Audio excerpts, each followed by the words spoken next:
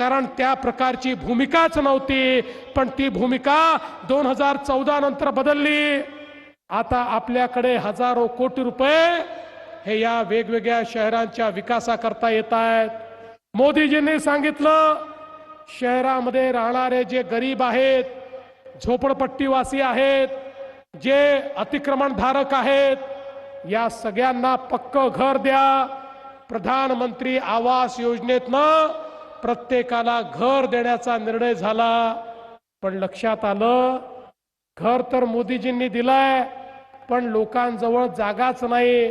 कारण ज्या जागेवर ते बसले आहेत त्याला अतिक्रमण म्हटलं जातं। त्याच्या मालकी हक्काचा पट्टा नसल्यामुळे मोदीजींनी घराकरता पैसे दिले तरी देखील घर बांधता येत नाही। हे लक्षात घेतलं आणि आम्ही 2च महिन्यापूर्वी महाराष्ट्राच्या मंत्रिमंडळात निर्णय केला। आमचा गरीब झोपडपट्टी धारक, अतिक्रमण धारक हा ज्या ठिकाणी बसलेला आहे त्याच ठिकाणी त्याला मालकी हक्काचा पट्टा हा आम्ही त्या ठिकाणी देणार आहोत। आणि केवळ मालकी हक्काचा पट्टा देऊन थांबणार नाही। ज्याचं पक्कं घर नाही, जो कच्च्या घरात राहतो, त्याला पक्कं घर बांधायला पैसे देखील आम्ही देणार आहोत। जो बेघर आहे त्याला पक्कं घर बांधायला आम्ही पैसे देणार आहोत। आणि म्हणून बंधू भगिनींनो, ही महानगरपालिका तुमच्या आशीर्वादाने निवडून येणार आहे। आपला महापौर बसणार आहे। मी अशोकराव तुम्हाला या ठिकाणी आजच सांगतो, पहिल्या टप्प्यामध्ये सगळे अतिक्रमण नियमित करून घ्या आणि त्यानंतर तुम्ही जेवढी घरं मागाल तेवढी घरं या नांदेड शहराला मोदीजींच्या योजनेतनं आम्ही देऊ। नांदेडमध्ये एकही जण झोपडीमध्ये कच्च्या घरात राहणारा आपल्याला शिल्लक ठेवायचा नाही। प्रत्येकाला आपल्याला पक्कं घर द्यायचं आहे। आणि त्यासोबत इनाम जमिनी, देवस्थान जमिनी, मदत मास, खिदमत मास अशा अनेक जमिनींवर या नांदेडमध्ये आणि मराठवाड्यामध्ये लोक बसलेले आहेत। वर्षानुवर्ष त्यांनाही जमिनीचा हक्क मिळाला नाही। पण मुख्यमंत्री झाल्यानंतर मी निर्णय केला, काही झालं तरी हा हक्क त्यांना मिळायला पाहिजे।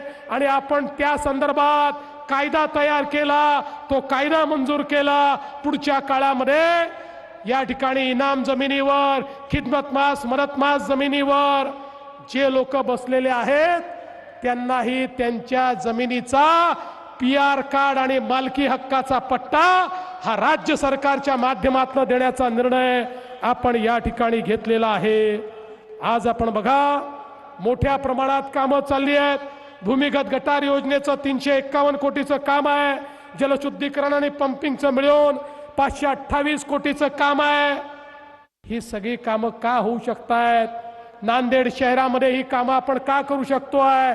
कारण मोदीजींनी पैसे दिले आहेत। मोदीजींनी सांगितलं आता हे घाण पाणी, सांडपाणी भुयारी गटारातनं STP मध्ये गेलं पाहिजे। STP मध्ये त्या पाण्यावर प्रक्रिया झाली पाहिजे, त्यातला मैला बाजूला होऊन त्यातनं खताची निर्मिती झाली पाहिजे आणि स्वच्छ पाणीच केवळ आपल्या नदीमध्ये, नाल्यामध्ये सोडलं गेलं पाहिजे। त्याकडे आता नांदेडनी वाटचाल केली आहे। मुख्य नेतृत्वात पाणी पुरवठा योजनेकरता 168 कोटी रुपये आपल्याला मिळाले आहेत। घनकचऱ्याच्या निर्मूलनाकरता देखील आता मोठ्या प्रमाणात आपण काम सुरू केलं आहे। पूर्वी जो कचरा आपल्याला आपल्यावर बर्डन वाटायचा, आता तो कचरा आपली संपत्ती झालाय। आता कचऱ्यापासनं आपण कोळशाचे पॅलेट तयार करतोय, कचऱ्यापासनं खतांची निर्मिती करतोय, याच कचऱ्यापासनं आता वीज निर्मिती होते आहे। पुढच्या काळामध्ये नांदेडमध्ये 1 किलो कचरा देखील आम्ही त्या ठिकाणी डंप करणार नाही। सगळ्या कचऱ्यावर प्रक्रिया करून एक स्वच्छ नांदेड शहर हे आम्ही तयार केल्याशिवाय या ठिकाणी राहणार नाही। आज मोठ्या प्रमाणात नांदेडमध्ये रस्त्यांकरता आपण पैसे देतो। नांदेडला या ठिकाणी अशोकरावांच्या नेतृत्वामध्ये नांदेड जालना, परभणी जालना हा मार्ग आपण मंजूर केलाय। समृद्धी महामार्गाला नांदेडला जोडून 8 तासामध्ये नांदेडमधनं मुंबईपर्यंत पोहोचता आलं पाहिजे, हा आमचा प्रयत्न आहे। हा केवळ एक रस्ता नाही आहे, समृद्धी महामार्ग केल्यामुळे जालना आणि संभाजीनगर हे 2 इंडस्ट्रियल डिस्ट्रिक्ट झाले। मराठवाड्याचा सगळा उद्योग आता छत्रपती संभाजीनगर आणि जालन्यात आला। एकदा नांदेड पासनं तर जालन्यापर्यंत लिंक ही आम्ही समृद्धी महामार्गाला जोडली की तिसरं महत्त्वाचं उद्योगाचं केंद्र हे नांदेड होणार आहे आणि या ठिकाणी मोठ्या प्रमाणात उद्योग येताना आपल्याला दिसतील।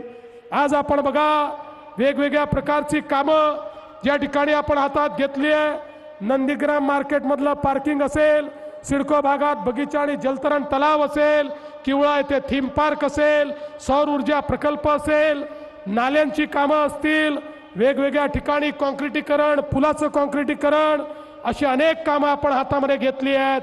आणि त्यासोबत नांदेडमध्ये गोदावरी पर्यावरण दृष्ट्या त्याचं संवर्धन करण्याचं काम आपण हातामध्ये घेतलं आहे।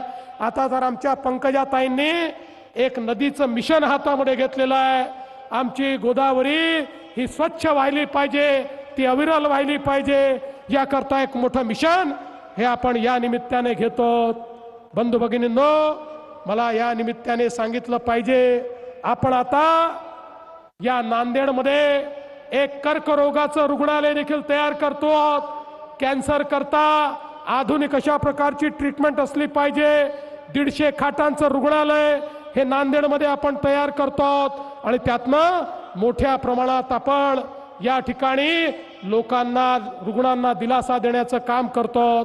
नांदेडच्या रेल्वे खऱ्या अर्थानं नांदेड लातूर, नांदेड बिदर या 2 रेल्वे लाईनला मान्यता दिली। आम्ही राज्य सरकारच्या वतीनं सांगितलं त्याचे अर्धे पैसे हे राज्याचं सरकार देईल आणि मी आपल्याला आश्वस्त करतो कुठल्याही परिस्थितीमध्ये